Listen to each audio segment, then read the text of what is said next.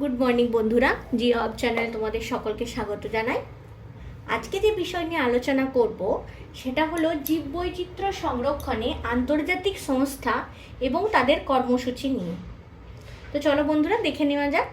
এই যে জীববৈচিত্র্য সংরক্ষণ কথাটা আমরা বলছি, কিন্তু জীববৈচিত্র্য আসলে কি?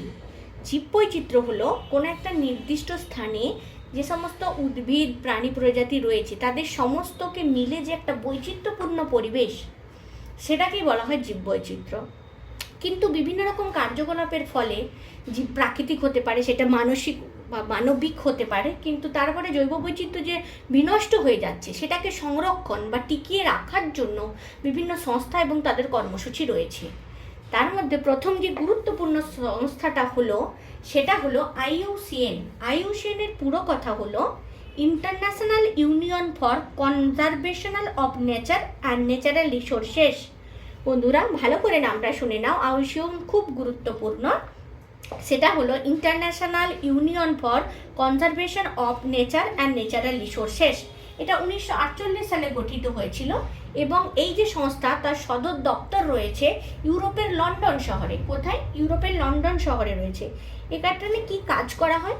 জৈব বৈচিত্র্য আর বন্যপ্রাণী সম্বন্ধে সংরক্ষণের বিভিন্ন দিক তো রয়েইছে, বিভিন্ন কর্মশালা তারা করে থাকে। এছাড়া বিভিন্ন গ্রন্থও তারা প্রকাশ করে, কি জীববৈচিত্র্য আছে, কোথায় সংরক্ষণ করা হয়েছে, ভবিষ্যতে আরও কিভাবে তাকে সংরক্ষণ করা যায়, কোনটা বিপদযুক্ত, কোনটা বিপন্ন প্রজাতি, সেসব নিয়ে কিন্তু তারা একটা লিস্ট বানিয়ে থাকে, গ্রন্থ প্রকাশ করে থাকে। হলো এরপর দ্বিতীয় নম্বরে যেটা আসি সেটা হলো ইউনেস্কো। ইউনেস্কোর পুরো কথাটা শুনে নাও। United Nations Educational Scientific and Cultural Organisation. এটা 1945 সালে গঠিত হয়েছিল। আর ফ্রান্সের প্যারিস যে শহর আছে, ফ্রান্সের প্যারিস শহরে কিন্তু এর সদর দপ্তর রয়েছে। এখানে ওই একই কাজ করা হয়, জীববৈচিত্র্য এবং বন্যপ্রাণী সংরক্ষণ তো করা হয়ে থাকেই, কিন্তু এখানে গবেষণা করা হয়। এটা খুব গুরুত্বপূর্ণ যে এই জীববৈচিত্র্য বা বন্যপ্রাণী নিয়ে রিসার্চ এখানে কিন্তু করা হয়ে থাকে। এছাড়া ধরো কোনো প্রকল্প বাস্তবায়ন করা হবে, সেই প্রকল্পে কত খরচা হবে, সেই খরচার আর্থিক সহায়তাও কিন্তু ইউনেস্কো দিয়ে থাকে। 4 নম্বরে যেটা আসি সেটা হলো ISCU। ISCU কিন্তু এটা একটা বেসরকারি সংস্থা। এই বেসরকারি সংস্থাটার পুরো অর্থ হলো international council of scientific union. এটা কিন্তু 1961 সালে খুব গঠিত হয়েছিল। তবে এখানে জীববৈচিত্র্য বন্যপ্রাণী সংরক্ষণের সাথেও জনগণকে সচেতন করা হয়। কি উদ্দেশ্যে? যে বন্যপ্রাণী জীববৈচিত্র্য আপনারা সংরক্ষণ করুন, নাহলে ভবিষ্যৎ কিন্তু বিপন্ন প্রায়, সেইটা নিয়ে আলোচনা করা হয়ে থাকে এই সংস্থায়। এই সংস্থার বিভিন্ন কর্মসূচিও রয়েছে, আর এর সদর দপ্তর রয়েছে ফ্রান্সের প্যারিস শহরে। বন্ধুরা আরেকটা আমি মিস করে গেছি, সেটা হলো WWF। এটা খুবই গুরুত্বপূর্ণ, মোটামুটি সবাই এর ফুল ফর্মটা তোমরা জেনে থাকো, তবুও আমি বলছি।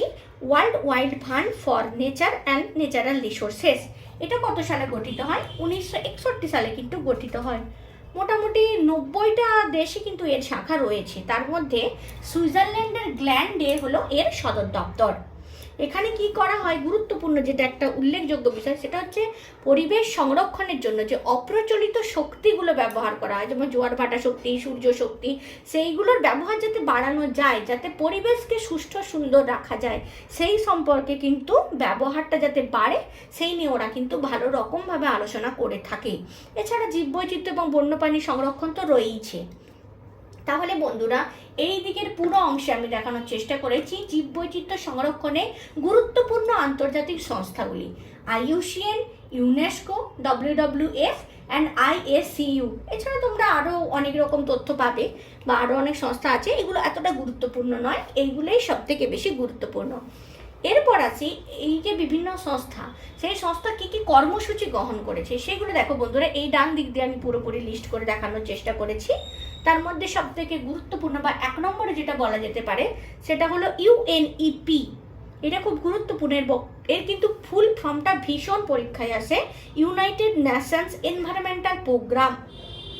1972 সালে এটা গঠিত হয়েছিল। আর সুইজারল্যান্ডের স্টকহোমে জাতিপুঞ্জের যে একটা মহাসম্মেলন হয়েছিল, সেখানে কিন্তু এই কর্মসূচি গ্রহণ করা হয়েছিল। এর যে মূল গুরুত্বপূর্ণ বিষয় সেটা হচ্ছে সাস্টেনেবল ডেভেলপমেন্ট নিয়ে এবং জীববৈচিত্র্যের যে সমস্ত সমস্যাগুলো আছে তার সমাধান কিভাবে করা যায় সেই নিয়ে কিন্তু তারা ভালোভাবে এই কর্মসূচিটা সাকসেসফুল করতে পেরেছিল। দ্বিতীয় নম্বরে আসি MAB। MAB হলো ম্যান অ্যান্ড বায়োস্ফিয়ার প্রোগ্রাম। এটা গঠিত হয়েছিল 1971 সালে। তবে এটা ইউনেস্কোর আন্ডারই একটা কার্য বলে বলা যেতে পারে। এখানে মানুষের এবং জীবমণ্ডলের যে পরিকল্পনা সেটা খুব ভালোভাবে গ্রহণ করা হচ্ছে। প্রাকৃতিক সম্পদকে কিভাবে আমরা দীর্ঘদিন ধরে ব্যবহার করতে পারবো, কিভাবে আমরা বাস্তুতন্ত্রকে সংরক্ষণ করতে পারবো, পরিচালনা করতে পারবো, সেই সব নিয়ে এই কর্মসূচি পালন করা হয়েছিল। 3 নম্বরে যেটা আসি সেটা হলো সাইটসের পুরো কথাটা কি, Convention on International Trade in Endangered Species. Endangered species বলতে কি, যেগুলো প্রায় বিপন্ন হতে চলেছে, যেগুলোর মানে সংরক্ষণ খুব একান্তভাবে জরুরি, না হলে আর কিছুদিন পরেই পরিবেশ থেকে সেগুলো বিলুপ্ত হয়ে যাবে, সেই নিয়ে এটা কর্মসূচি গ্রহণ করেছিল 1973 সালে। আর এটা গঠিত হয়েছিল ওয়াশিংটন ডিসিতে। গুরুত্বপূর্ণ এটা একটা বিষয়। তবে ভারতে এটা বাস্তবায়িত হতে অনেক সময় লেগেছিল। 1976 সালে এটা কিন্তু ভারতে বাস্তবায়িত হয়েছিল। কত সালে বললাম? 1976 সালে। 4র্থ নম্বরে যেটা আসি সেটা হলো EPA, এনভায়রনমেন্ট প্রোটেকশন এজেন্সি। এটা 1970 সালে USA সরকার করেছিল। USA সরকার কি, তেজস্ক্রিয় যে বর্জ্য দূষণ গঠন, কঠিন বর্জ্য, শব্দ দূষণ, এগুলোর হাত থেকে পরিবেশকে আমরা কিভাবে বাঁচাবো সেই নিয়ে কিন্তু একটা এজেন্সি গড়ে উঠেছিল, EPA, এনভায়রনমেন্টাল প্রোটেকশন এজেন্সি। তারপর শব্দ শেষে বা 5 নম্বরে যেটা আসি সেটা হচ্ছে CBD, convention on biological diversity. এটা বন্যপ্রাণী এবং জীববৈচিত্র্য সংরক্ষণের একটা আন্তর্জাতিক চুক্তি বলতে পারো। 1992 সালে ভারত এই চুক্তিতে কিন্তু স্বাক্ষর গ্রহণ করেছিল। তবে এর আন্ডারে মোটামুটি 169টা কিন্তু দেশ রয়েছে, মানে 169 দেশ এই চুক্তিকে মেনে নিয়েছে। তাহলে বন্ধুরা, আজকের ভিডিওটা কেমন লাগলো তোমরা জানিও, আর চাইলে এটার একটা ছোট্ট স্ক্রিনশট তোমরা নিয়ে নিতেই পারো। তো আজের মতো আসি বন্ধু।